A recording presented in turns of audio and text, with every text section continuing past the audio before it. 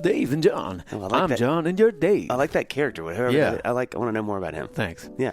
Hey, Dave, Yeah. can I just take a minute to say something to the Dadville fans out there? Yeah, I can be quiet. Okay, here we go. Hey there, Dadville fans. See, I put on a different That was voice good. for No, that. that's great. That's great. Are you ready to turn your dad space into the ultimate dad haven? All right. I'll take that as a yes. Look no further than Home Threads. You knew what I was going to say. Home Threads, where style meets dad-approved comfort. DAC.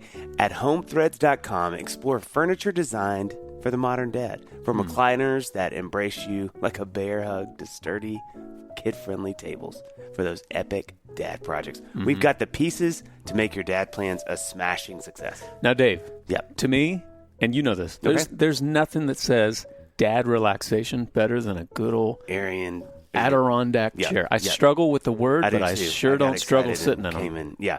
It's just so much fun to say. I actually tried to make it more German, but it's Yeah. actually Adirondack. Adirondack.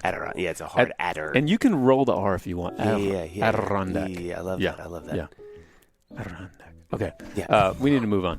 And here's the thing, Dave. Yeah. Before I got on homethreads.com, I was under the impression that there was only one type of Adirondack chair. I'm just this is me being honest, but Yeah. me too, honestly. That standard image you get, when you think of the word Adirondack. Adirondack. Yeah. Yeah, but it's not so. Oh. At homethreads.com, you could get a Topher Adirondack chair Oh. or a San Juan teak Adirondack chair. Can I ask you this? Do they have the Malibu outdoor acacia yep. wood Adirondack? You know they do. Okay, good. Yeah, Okay. while supplies last. Okay, yeah, that's fair. the possibilities are endless. Well, I just personally ordered the blue polythene traditional outdoor Adirondack chair. I know. That's just my That's vibe. so you. And now I'm checking out all the fire pits on homethreads.com. There's almost too many to choose from, John. That's my one complaint. I know. While I'm doing this, why don't you tell our listeners about the deal they can get from All right. homethreads.com? Well, all you got to do is go to homethreads.com/dadville today. Just do it today and get a code for 15% off your order, because being a dad is an adventure, and your home should be the perfect base camp for that adventure. Home Threads, love where you live.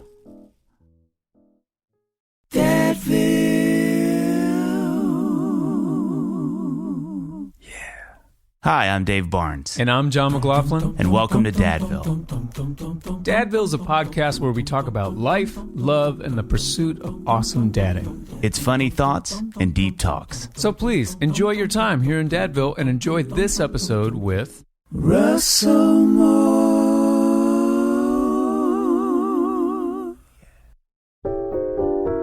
Dadville is sponsored by BetterHelp. John, Dave. do you have any New Year's resolutions? I sure do. Okay. Although sometimes I feel like I get a little over ambitious with my resolutions. Well, how is that?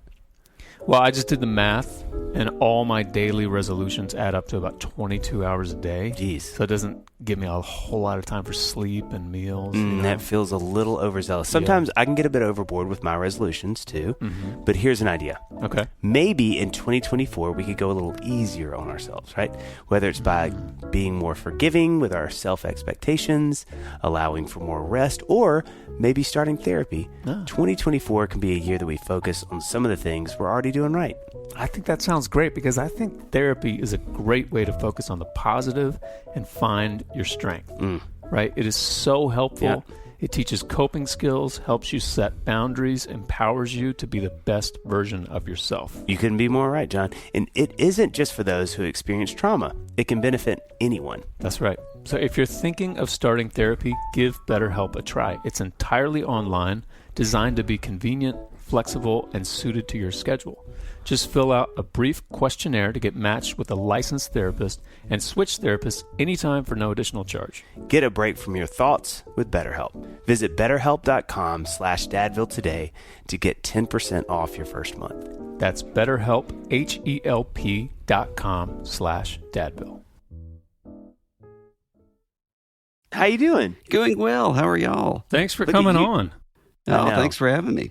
The background, for those who obviously can't see, which is everybody, what a tremendous amount of books.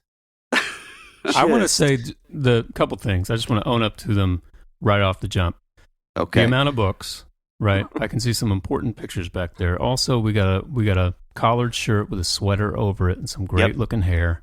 A little salt and pepper there. Yeah. Hey, I feel so intimidated. It's everything John and I need as musicians to be immediately intimidated. Well, that's the goal. Well, it's being been achieved on the 3rd second. Yeah, it's really quick. Thank you. So, everybody, we have Russell Moore on with us today. We are thrilled you are here. I wanted this to happen for a while now. I don't know if you know that, Russ, RM, as I call you, about the city of Nashville. We actually have a few mutual friends, you and I. Actually, a lot more than I knew. And I was actually texting with Dadville alum, Andrew Peterson, this morning. Just like, give me some dirt, and boy, did he has lots. This is going to be a tell-all. He was restrained. No, we're so excited to have you on. Thanks for being on. Are you here? You're in Nashville, right? I'm in Nashville. You're pretty close to us. Yeah. Mm-hmm. Nice. Yeah. I can feel it. Sort of. It's like the force. So, Russ, I love that I'm calling you Russ, and we've never even met before, but it feels warm. There's a warm. Okay. The sweater invites a warmness that I'm participating in, which may be unqualified. I'm going to go with Dr. Moore the whole time. Okay, Dave, you go one way, I'll go the other way. No. We'll just. It's the Johnny Cash mugshot picture behind me. It is emanating the warmth. It's exactly that. It's exactly that. So we do what we call the brag sheet, but it's really just a bio for everybody that's been on. And so I'm going to read yours now. And I just got this right from the site because we sort of had one. Our producer put one together, but yours is much more like eloquent. And so I'm just going to read it because it sums you up so well as it should. All right. The Wall Street Journal has called Moore vigorous, cheerful, and fiercely articulate. 3 things I've never been accused of. He was named in 2017 to Politico magazine's list of top 50 influence makers in Washington and has been profiled by such publications as New York Times, Washington Post, Time Magazine, and New Yorker. An ordained Baptist minister, Moore served previously as president of the Southern Baptist Convention's Ethics and Religious Liberty Commission, and before that as the chief academic officer and dean of the Southern Baptist Theological Seminary, where he also taught theology and ethics. This already 2 paragraphs in feels substantial, but there's more. There is more. Oh, that was a pun. Moore was a fellow at the University of Chicago's Institute of Politics and currently serves on the board of the Beckett Law and as a senior fellow with the Trinity Forum in Washington, D.C., hosts a weekly podcast. Is it a couple now? Hosts the weekly podcast, that's Russell Moore Show. And is co-host, that's right, of Christianity Today's weekly news and analysis podcast, The Bulletin. Russell was president of the Ethics and Religious Liberty Commission of the Southern Baptist Convention from 2013 to 21.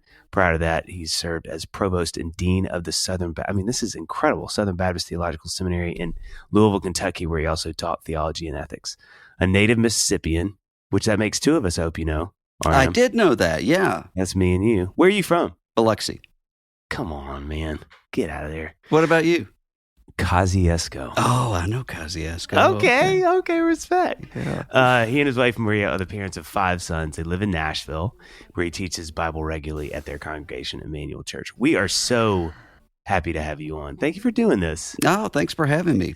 How do you feel when you hear all that stuff? I just kind of zone it out a little bit. You were checking email. I get to know. That's right. But what's the motivation for zoning it out? Are you zoning it out because it embarrasses you, or are you zoning it out because you're like, if I get too close to that, it might be dicey for the ego? What's going on? No, it's not as self-conscious as that. I think I just zone out. I don't know. Yeah, maybe my subconscious does that. I'm not sure. Yeah. The things that I'm going to tack on at the end of this that Andrew informed me of: loves old country music, Batman comic books, which is awesome, and his family has to hide. This is maybe one of my favorite facts I've ever heard from a Dadville guest, and I quote, direct from AP. And his family has to hide the sweets in his house because he sleepwalks and eats it all if he can find it. I sure can. Okay, now immediately when I hear that, I'm just going to say another thing I'm owning up to. I'm like, are we putting sleepwalking quotes? No, it really is. It the really story is. You're sticking to? It really is true. And I've had to tell people if I go somewhere, please don't put a gift basket in the room with me because I have woke up in the morning and looked around. Where are all these chocolate shavings coming from? And it's all gone. No way. So do you think that is something on a subconscious level that you're like, let's say, you're staying at the hotel after a speaking event. They give you a sweet little bag of sweets and your brain goes, okay, duly noted. In my absolutely. Absolutely. That's exactly what happens. And that's what happens when, if the kids bring in like Cool Ranch Doritos or something and I like that note that it's there, Yeah. then I will say, hide that. Yeah. And if you kind of see me, because you can't really tell when I'm sleepwalking, I seem like I'm kind of awake. Yeah. And I said, no matter what I say to you, don't. So it's like the werewolf that, chains himself to the radiator at the full moon. Yes. Have you ever like woken up in a hotel room and you just feel terrible because the thing that you thought were sweets were actually like tiny little soaps or something like that? No, You that just hasn't ate all happened. of them? But I did. I got my kids one time these chocolate dinosaurs. I still remember it, even though it's been a long time ago. Chocolate dinosaurs in Chicago. And I woke up the next morning thinking that something was wrong, that I was bleeding, like there was blood all over me. And then I got up and realized, it's chocolate. And I had eaten all of them. 5 chocolate dinosaurs, just gone. No memory of it at all. Had to go. It was the blood of the chocolate dinosaur Yeah, on you. Yeah, you're true. Right. It really is. I mean, I'm kind of in awe of the power of your subconscious. It's a formidable thing. It is, yeah. It really. They know we're going to hide this from sleeping dad. Yeah, that's just what they say all the time. Have you found the community out there to support you? Are there more? I've met a couple other people who have similar things, but that's it. Love that. There's like some Facebook group where you guys just all like really commiserate.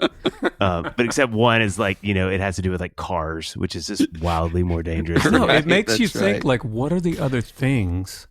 There could be so many other more useful things, like you rake leaves in your sleep. Yeah. You wake Yeah. up and the yard looks immaculate. But it could be worse too. It could be like True. alcohol or something. I Of could course. be clearing Yeah. out And mini like- bars, and And in your waking moments, you're like dry. You're so dry. And then like in your non-lucid moments, you're just like this drunkard. That is amazing. There's a few things that we're excited to sort of like bounce around here with you. I think the thing that's so fun about you, Russell, that's really tricky is you have so many fingers in so many things. It's one of the things that I think is so fascinating about you is you're not this just kind of like, he does this thing or he's written these books and this, but you really do. You're so rounded. And so as John and I were talking about this episode, I was like, gosh, there's just a million things that I want to talk about. But I think probably the easiest jump in for me, because as I was Instagram like stalking you, I found that every picture, it's so funny because again, it just speaks to how wonderfully random your life is. It's like each slide next to the other sort of has nothing to do with the one nothing to do before. with each other. No. Do you know what I mean? Which is really impressive, and I really mean that. But the picture of or you, ADHD maybe. well, touche, potato, patata. But the picture of you with Biden and Obama, is that in the Oval Office? Yeah. Mm-hmm. Yeah. Can you? I don't know that we've had anybody on that. John, have we had anybody on that? Oh, probably Michael Ware has been in there, I would imagine. But other than Michael, I mean, I don't know anybody that's been in that room. Do you feel like when you walk in there, do you feel that? Yeah. Yeah. Although, I mean, the first time I ever walked in the Oval Office, the first thing that I thought was, I love that you said first time, but that was a wonderful flex. Yeah. but I thought, this is nothing like the West Wing or any other, because almost every television or film depiction of the Oval Office has it really dark, with these, and that's not at all. Not at all what it's like.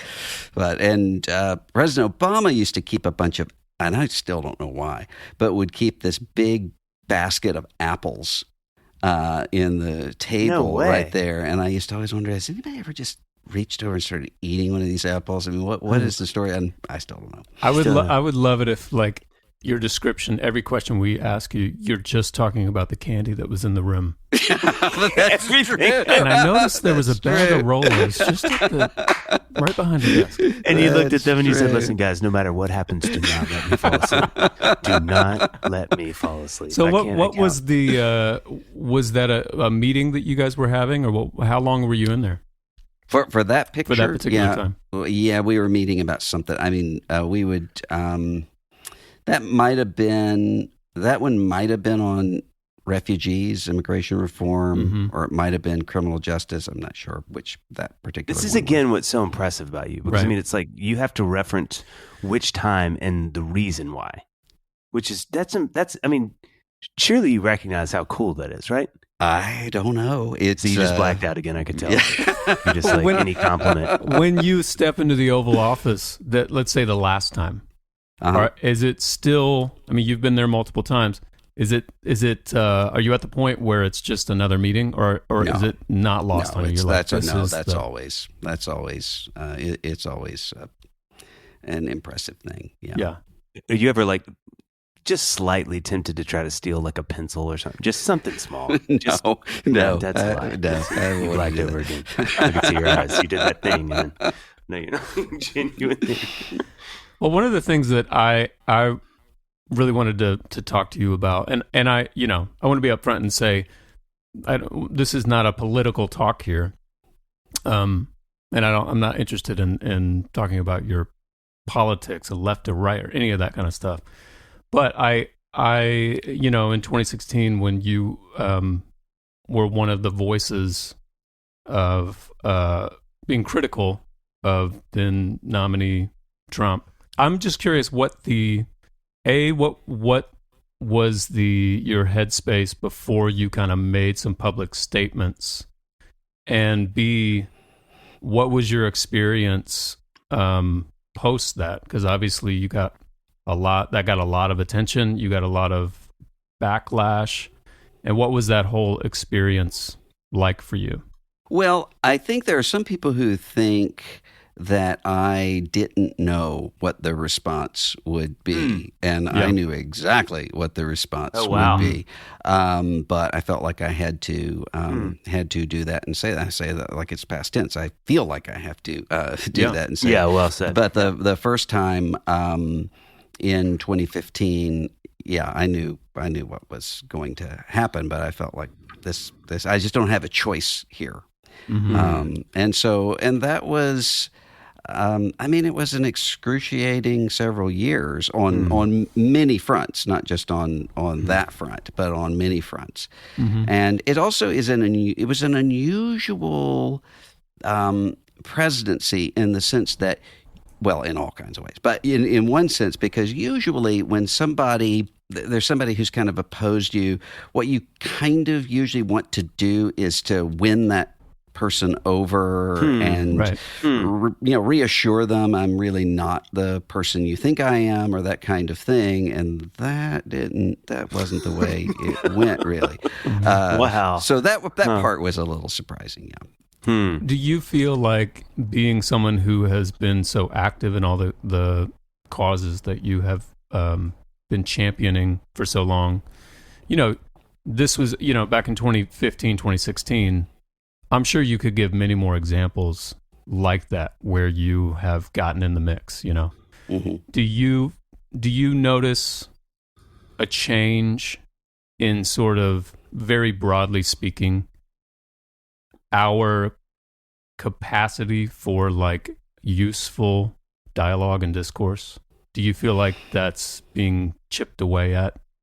Yeah. I mean, and one of the reasons I think it's being chipped away is because, one of the things that we used to always say in terms of getting a coalition of people together, because one of the things I've done all my life is to work in issues where a lot of times I'm working with people, we don't agree on anything else.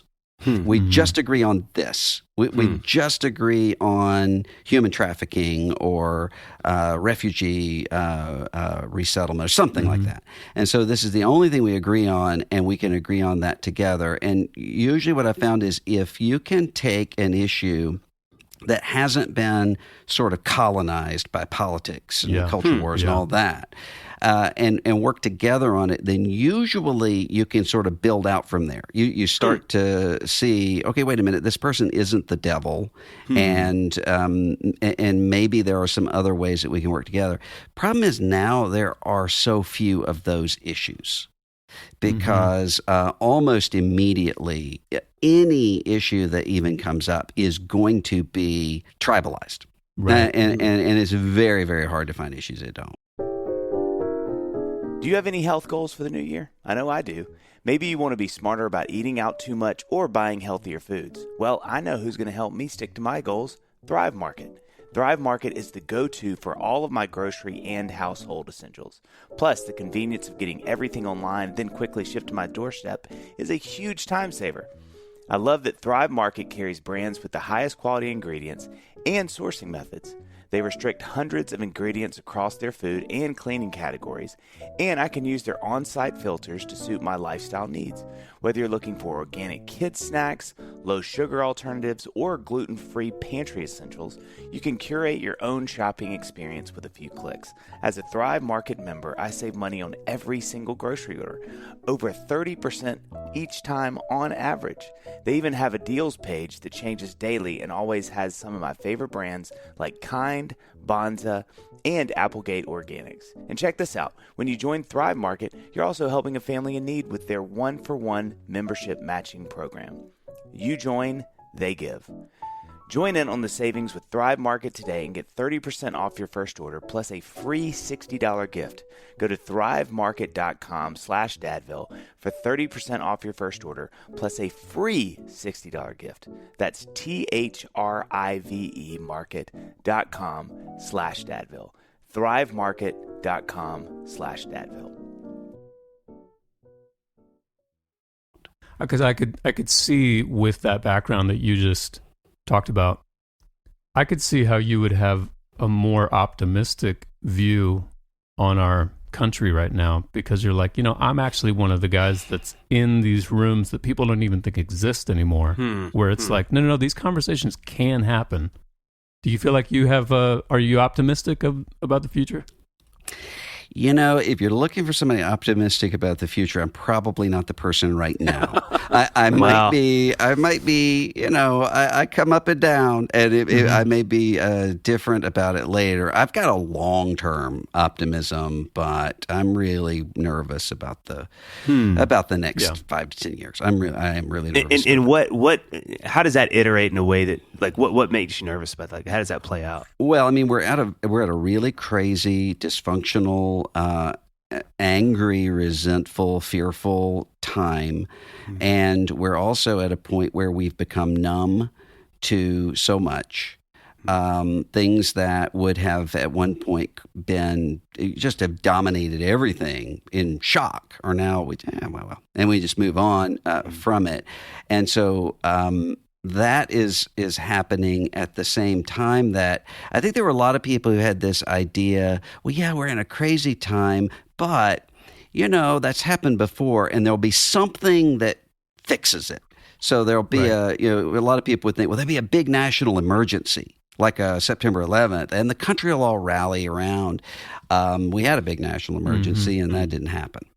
Yeah. So that's kind of why I'm not. Yeah. Now here's where I am. Where I am sort of optimistic about this is that I'm with 20-somethings all the time on college campuses and university campuses, and I would have thought that a lot of these people have all of their high school years were growing up in crazy America the way we've been for the last little bit. And so I think I might have assumed that most of them would have just adapted to it all. And I don't see that. Especially among, in general, among 20-somethings. So I'm optimistic about that.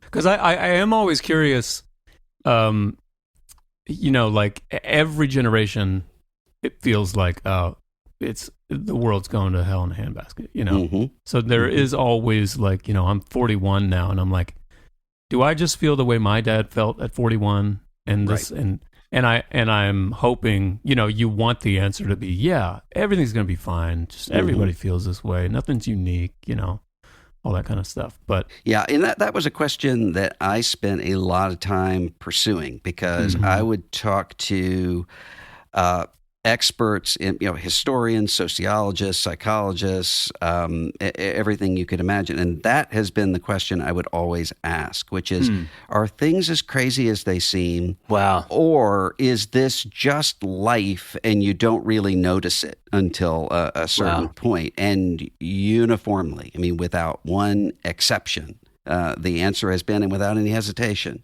no, this is different. Wow. Because we're in, there's a difference that comes with, and there are all kinds of factors to it, but almost everybody will identify a social media atmosphere and the things that then come after social media as being what's distinct. Yeah, that's well said. And so it's kind of Gutenberg, the difference that's happening here. So, because I would always say, I would have in mind the thought that you just had. Well, everybody, every generation, people think, things are really going crazy. But also, there's a situation you can look back at times, every time that is really, really crazy, dangerous in world history. People were thinking, it's life, something will happen. So, so it works both ways. Well, it does seem like, the examples that I go back to kind of make myself feel better is like, if you grew up in the, like in the 40s and then, lived 41 years, like the amount of things that happened, like in World War II and all the wars and the assassinations and Martin Luther King, all this stuff, there's a lot of crazy, really huge events that have happened. But I do think, to your point, it does seem like what's unique now is our inability to kind of come together.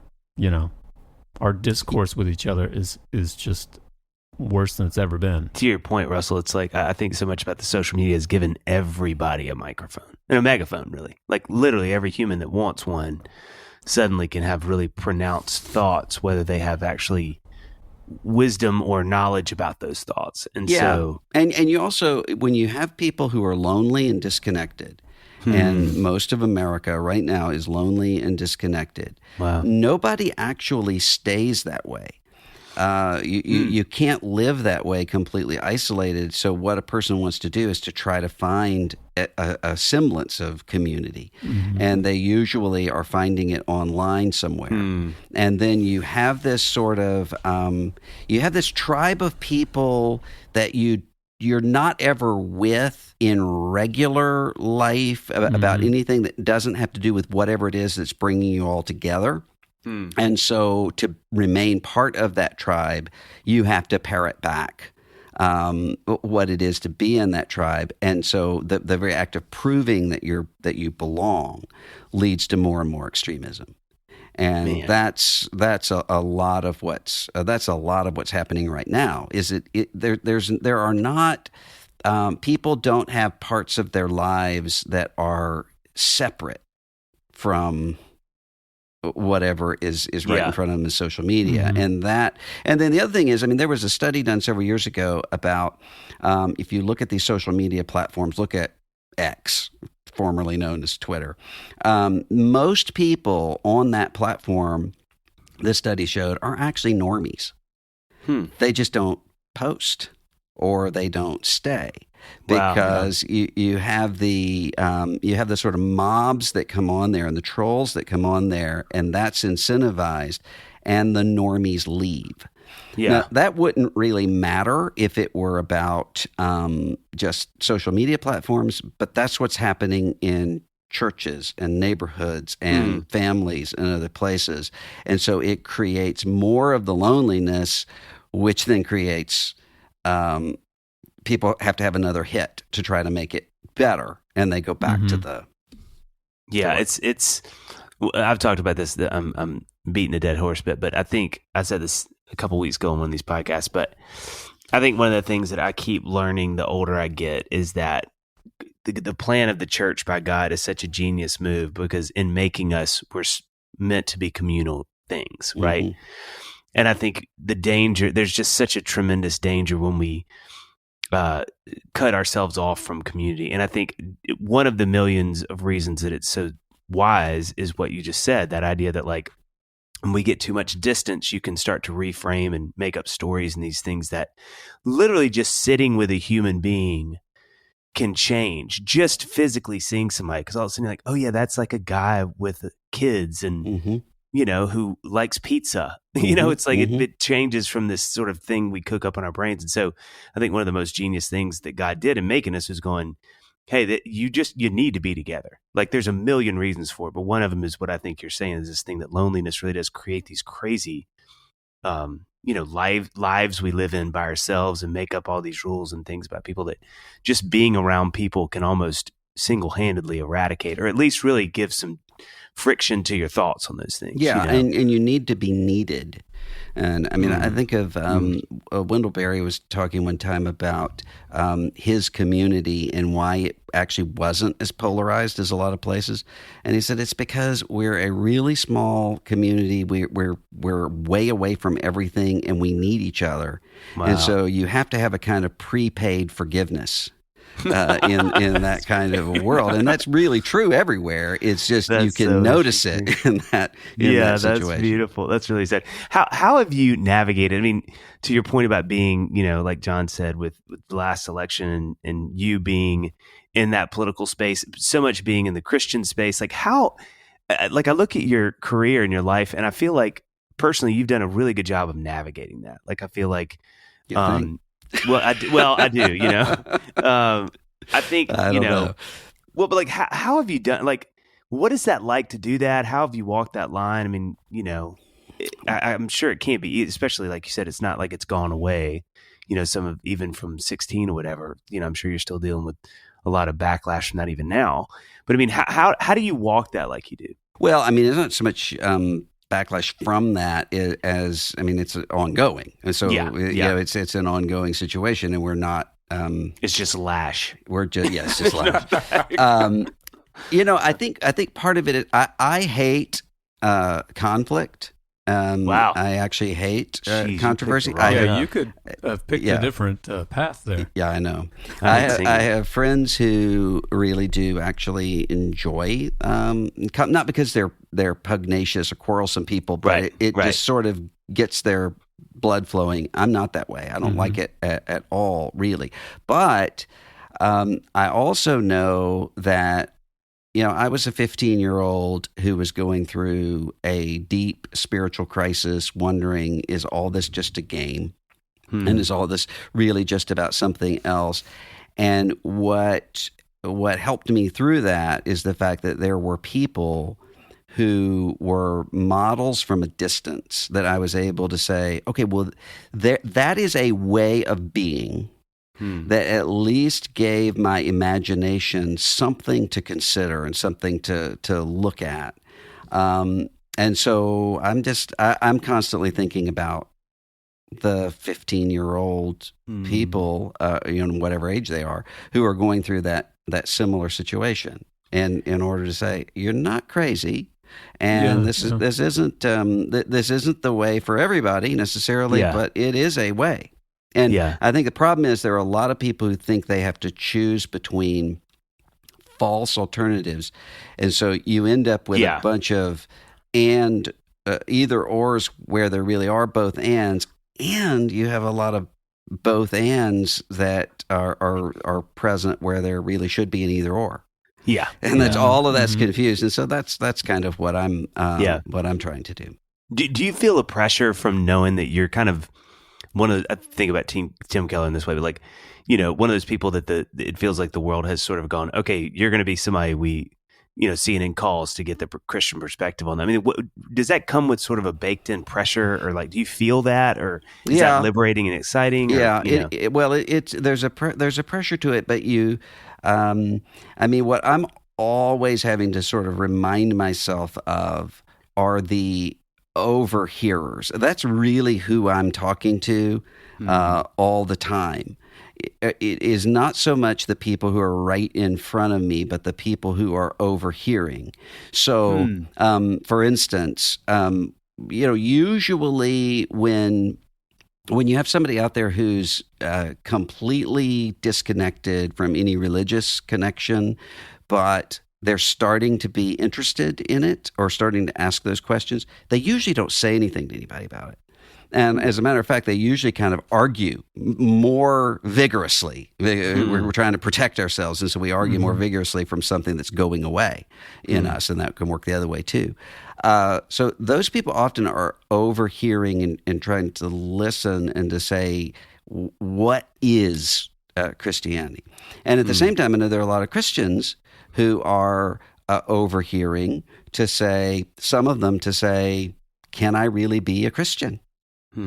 Or some other people who are saying, because everybody's got to do, I had somebody say one time, what kind of pressure is it to be, talking to Anderson Cooper or Jake Tapper or something like that about these? I said, well, everybody really has to do that. I mean, you have to talk to people who don't share the same religious faith that you do. You have to do that. Everybody has to do that, unless they're just completely enfolded in some sort of a sheltered world. We all have to do that. So it's for people who are overhearing to say, okay, what are some possible ways that I could think about doing that? Even if they say, well, I don't want to do it that way, I'm going to do it a different way. But it puts the process of thinking it in their mind, I think. Huh. Yeah, that's... What do you think of, obviously many people are going to hear your statements on something if you write an article or you get on CNN and you're talking to them. Whatever you say, there are many people who are like, this guy's representing a whole group of people. And I think that's always an interesting situation to be in. And I'm always curious about that person, how they view about that. Like, is that fair that we ever put that on anyone? Because you can really only speak for yourself. These are your thoughts on any given subject, but you must know that that's why they have you on, because you are giving the thoughts on whatever X subject from this perspective. How do you feel? What's your relationship like with that? Do you think that's fair that that's put on you? I don't really think that that's put on me because if you look at, say, secular America, most of the voices that they are hearing from a full-bore Christian perspective usually almost always fit in one category. And so I'm usually the person who is saying, actually, there's another way to think about this also. Yeah. And so it's not, I'm never in a situation where I think, okay, I'm the only picture of evangelical Christianity that anyone's going to see. As a matter of fact, it's usually the opposite. I'm worried about people who only see one version of evangelical Christianity and assume, if I say no to that, that means that I have to say no to Jesus. And I don't think that's the right choice. I can't imagine with your, like John brought up a while ago, the stance you took with Trump. I can't imagine how obviously hard that's been, but also I would imagine it opened a copious amount of doors for people who were like, wait a second, what? Like I thought I knew what this was and it counted y'all out. And all of a sudden they're like, okay, well, let's engage in conversation because I didn't know we could even have that conversation. Absolutely. And that causes, I find myself in situations where people are asking me about the gospel and the Bible who were never interested in the gospel and the Bible before. But who are able to say, but wait a minute, why are there people who believe this stuff but who don't? The same thing. It's not just with the political stuff, but with the scandals that we've seen over the past several years and all of those kinds of things. that's the. I mean, I was teaching on a very, very secular college campus for a semester a year or two ago, and my students were all, I mean, virtually without exception, all sort of agnostic atheists, but who had never really even thought about it, and had never been around a religious person before. Wow. And I was probably the first evangelical Christian any of them had ever met. Wow. And what they wanted to ask about were all theological questions. I mean, it was problem of evil. It was how does a person have a relationship with God? It was all of those kinds of things, because it was strange enough for them that it didn't feel like they were inviting. I mean, there's a certain kind of cultural context where if you ask somebody about their faith, it's kind of like finding the Amway salesman and saying, "Hey, do you know anything about products?" And you're Right, kind of right. so. But they weren't even. That wasn't on their mindset. It was just, you wait a minute. You actually.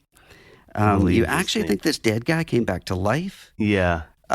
So those are such invigorating conversations. Yeah. Like, we have a friend who grew up in England, and she's a dear friend of ours, and we have the most fascinating conversations about God because she has no context for it, and it makes for such wonderful, like, non-biased takes. You know, it's one of my favorite conversations to have. So being married, If a new married couple sat down with you, you've married 30 years, 5 kids, and said, "What do we need to know?"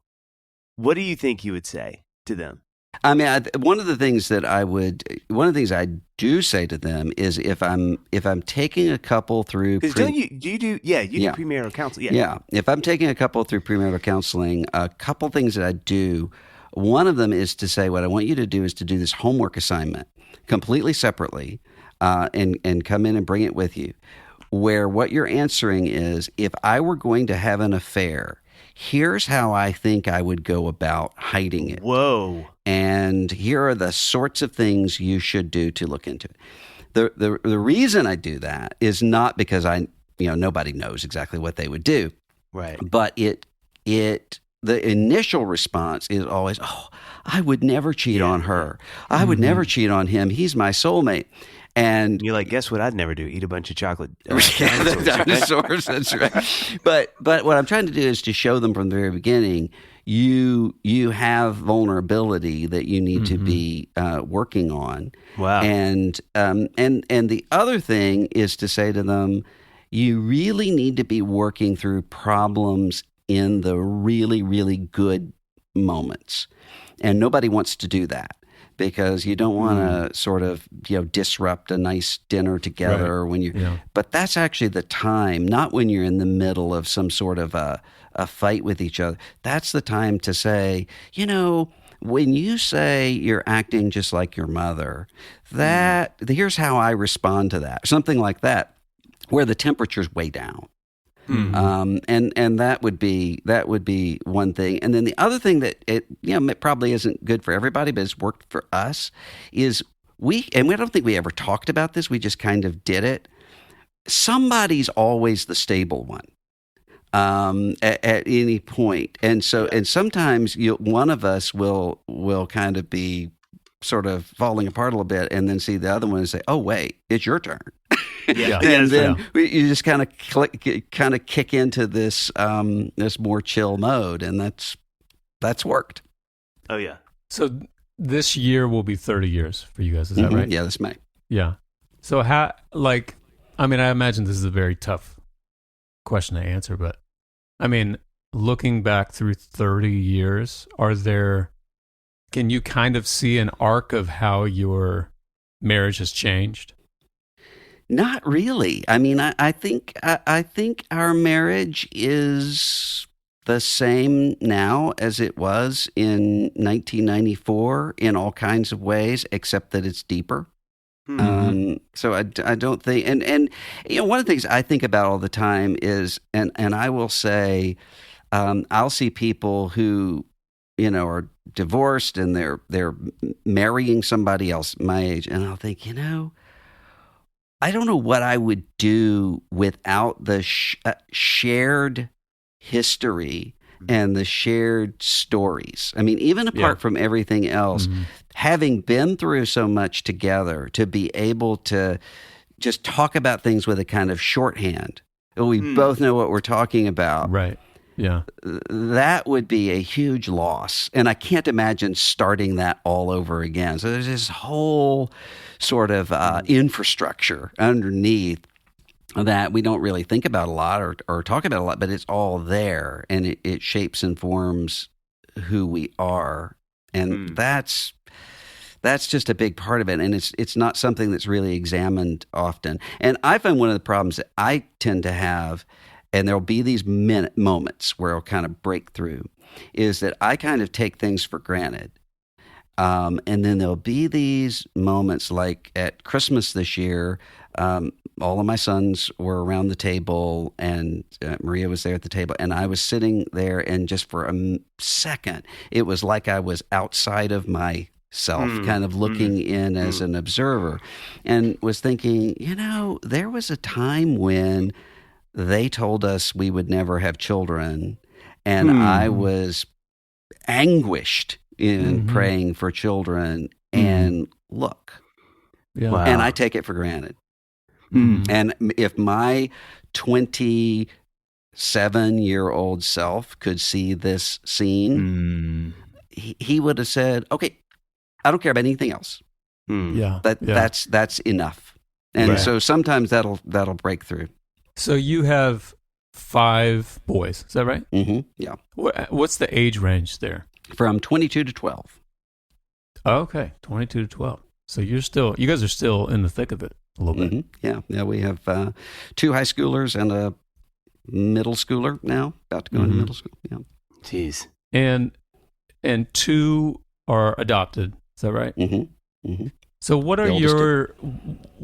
I mean, I know you have lots to say on this. What are maybe a couple things that you wish that people would know about adoption, or maybe some things that you have experienced that maybe you were surprised by that people might not know about that process?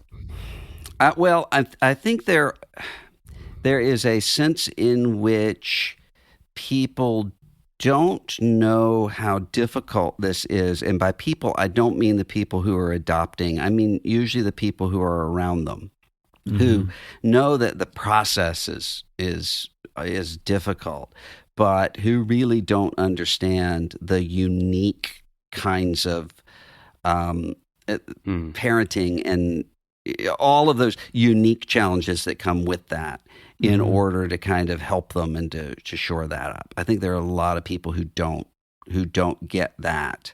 And who don't understand it really, even in the best of circumstances. It's very, very difficult. And you really need people around who understand there are certain parenting things that would work fine in normal circumstances, but wouldn't work here. And I think there are a lot of people who don't get that. Yeah. I think my guess would be one of the many things that you guys as parents would have to kind of navigate would be, I have 2 daughters, and both of them, as they have grown up, they're 8 and 11 now, like you see their little personalities, and you see how, you just get to know them, right? And with anyone who also has adopted children, they have a history, they have ties outside of this house, outside of my wife and I, all that kind of stuff. And so you're sort of, I'm sure there are lots of families that might think, you know what, we're going to do the whole like sort of colorblind thing. We're ignoring that. They are part of this family, and I'm sure that works for a while, and then maybe that doesn't work, and how do you navigate that specifically? Well, I think one of the things is often what people assume is what's difficult for somebody is what the person remembers or is used to. And so a lot of people like us, I mean, we adopted our sons when they were a year old, and they don't remember anything about any of this, but there's so much that happens in that first year that means there needs to be a different kind of attention given. That's part of it. But the other part of it is children are unpredictable no matter how they come into the family. I mean, nobody is just a kind of mix of genes. And so, I will talk to my wife a lot about, with all 5 of our sons, to say, they're all basically who they were when they showed up, in the sense that if you had said to me, here's a description of each of your sons as teenagers or young adults, I would have been able to tell you who was who when they were born. So they're all and that means that you can't. I have one son who's really hard on himself and super disciplined, and and I most of what I do with him is to say, hey, just chill out, just relax, just don't be so hard on yourself. And I've got another son who's just very kind and open-minded toward everything, who might tend to have a different problem, or I would have to come and say, no, this is, let's think about the more black and white here. And so that's the case, really, regardless of how a child comes into the family. How with the 5 of them, how have you noticed, and there may not be a difference, but with your oldest child to your youngest, have you noticed any differences in your parenting between those two? Yeah. Well, I mean, some of it is that with the first 2, because we were adopting 2 kids at once, both with separate kinds of needs and issues. And they were our first kids, so we thought, well, this is just what parenting is. Oh, and so we plowed right into it and didn't think anything of it. When our first biological son came, we said to each other one day, this is so easy. Why do people complain about this? And we have said that every time.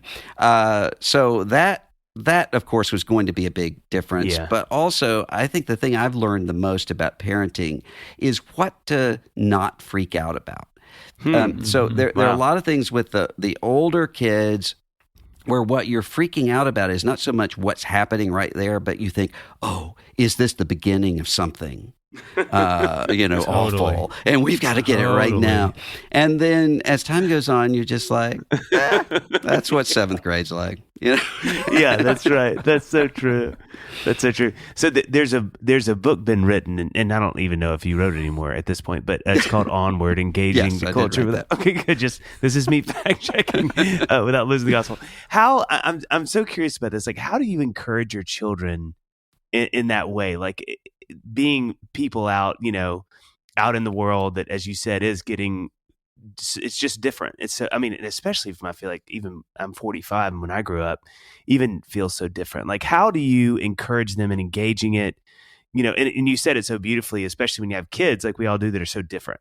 Some that may be more open-minded, some that are really disciplined, and in that book, like, how do you walk through doing that? Like, what are some of the ways you've engaged that with your children? Well, I think most of it is not about sitting down and saying, okay, here's how you handle this and here's how you handle that. Most of it is about modeling a certain way toward the world. And so it's kind of similar. When I was teaching ethics in seminary context, you would have people who what they wanted was just give me the right answer. To human cloning and whatever, all the right answer, all these things. And what I was wanting to do instead was to teach them how to think about something and how to approach something, because the things that they were going to face are probably the things that nobody's thinking about right now. Yeah. And so a more general way of trying to walk through that. And so I think a lot of it is modeling, and then a lot of it is not being afraid to talk about stuff. So when something comes up, I think for a lot of, especially Christian parents, when a question comes up, sometimes there's a sense of, oh no.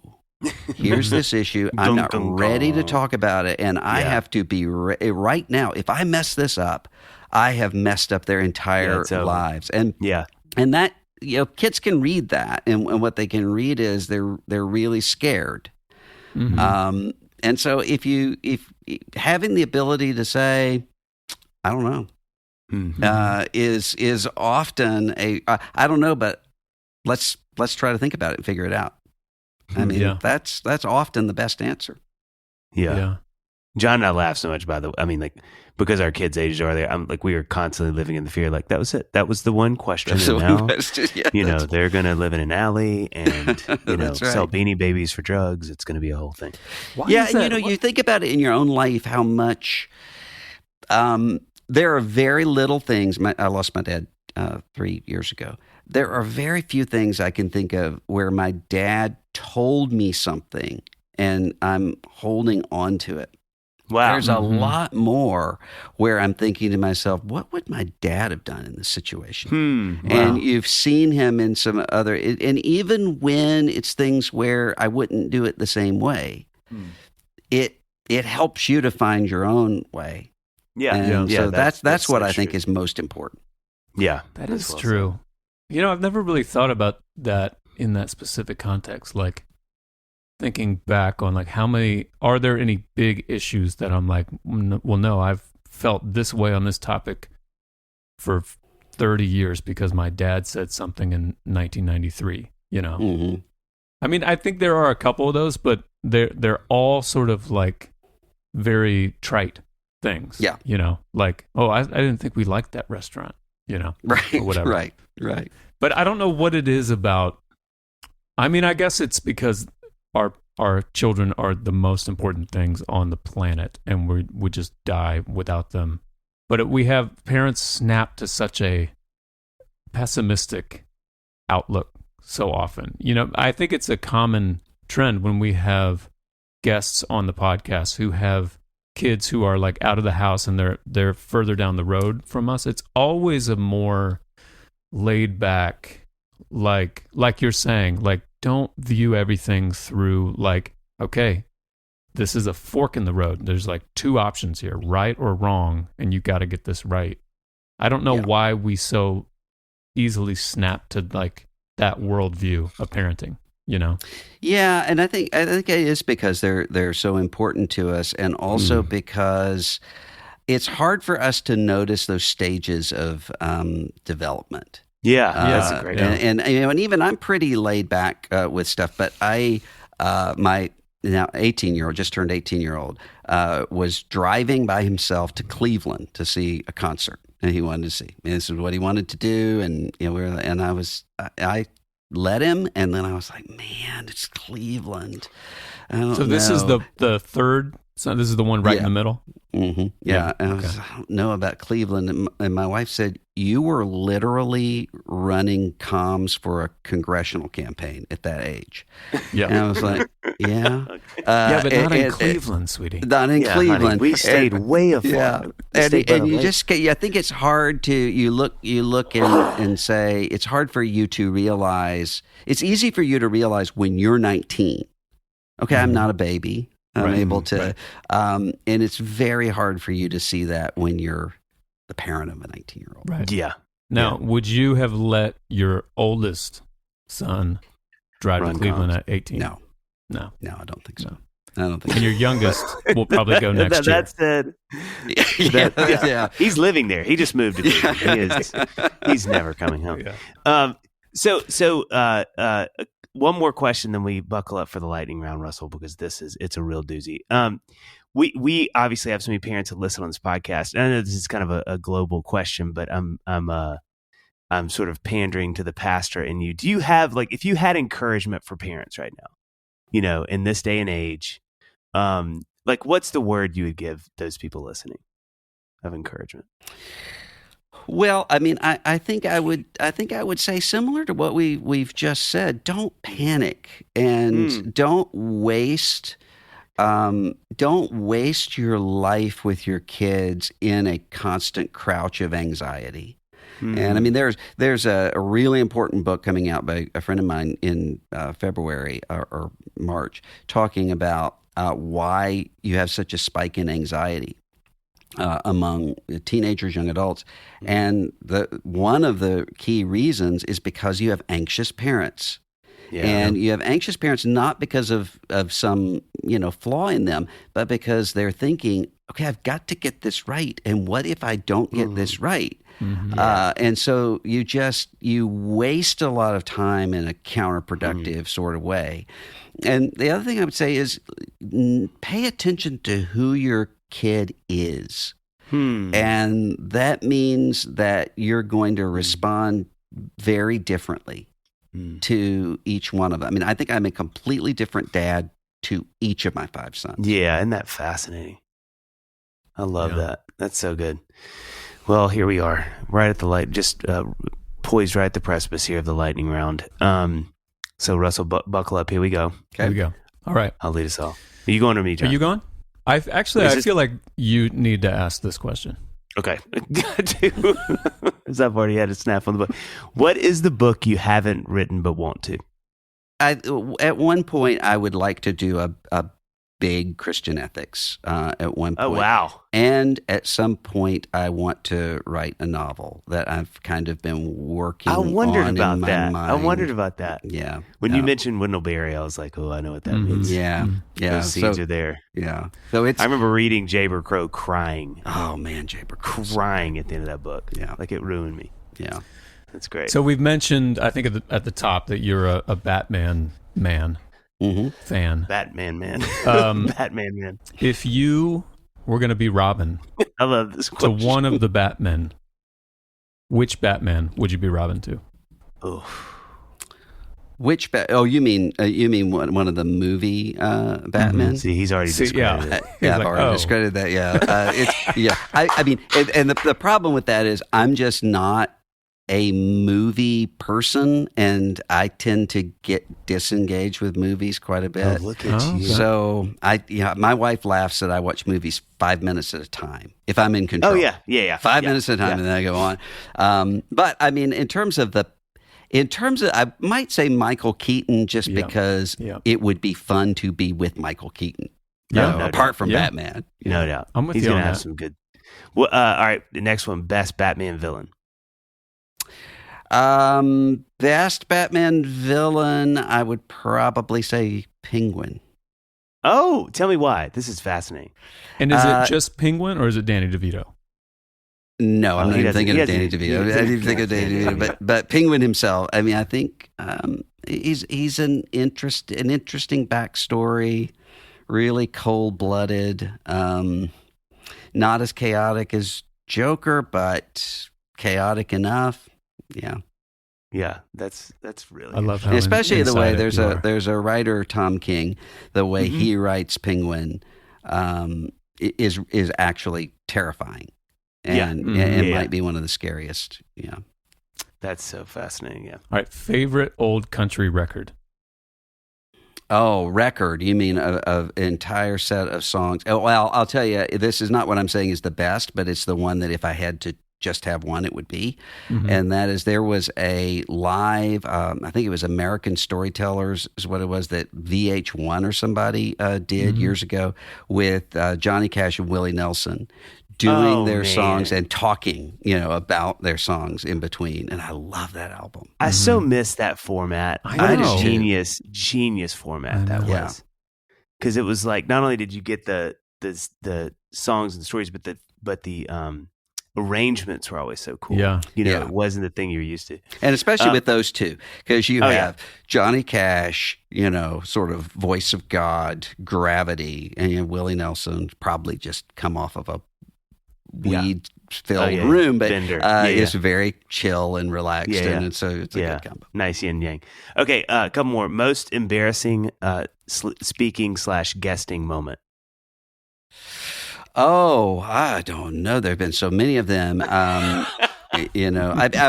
time I was speaking somewhere at a conference or convention or something, and I had my son Jonah, my fourth son. He was about 7, and he was traveling with me. And the person who introduced me said, was going through the bio, and they said he has his son Jonah with him, who he adopted when he was a year old. Well, Jonah's biological kid, and I just had to get up at the mic and say, I normally don't. Do I correct this? Do I not? I said, I normally don't correct bios, but I just don't want Jonah to sit there for an hour thinking, why didn't they tell me this backstory? So, he's like, all of a sudden you have the new penguin. He's like, that is hysterical. Yeah. What a great moment. All right, last question. If you wrote a book on being a dad, what would the title be? What would the title be? Abba. Love that. Jeez. Oh, great band, too.